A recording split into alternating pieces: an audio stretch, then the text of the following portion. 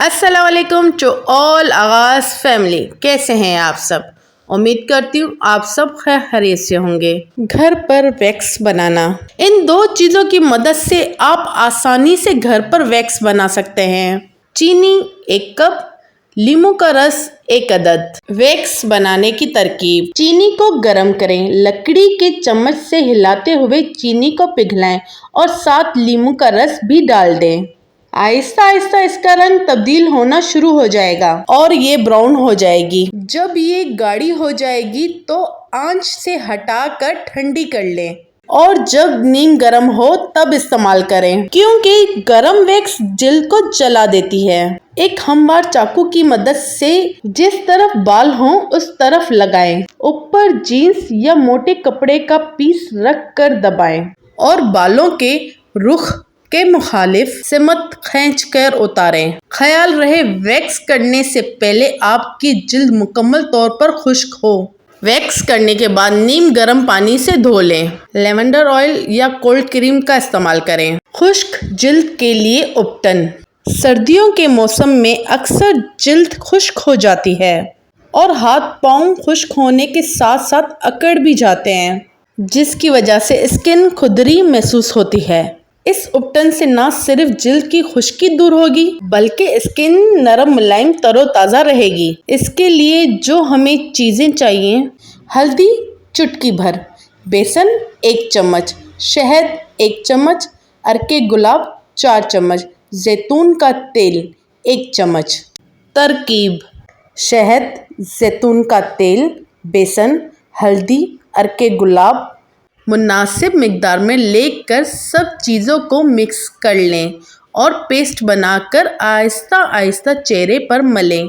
ये पेस्ट 15 से 20 मिनट तक चेहरे पर लगा रहने दें। इसके बाद नीम गर्म पानी से चेहरा धो लें। पहली बार लगाने से फ़र्क वाज़िया नज़र आएगा। बालों को बढ़ाने का तरीका: काली माश साबुत 1 कप, आंवला आधा कप, सिकाकाई आधा कप, मेथी के बीज 2 चम्मच, लीमू के छिलके सूखे हुए 4 अदद। ये तमाम चीज़ें आपको किसी भी स्टोर से आसानी मिल जाएंगी।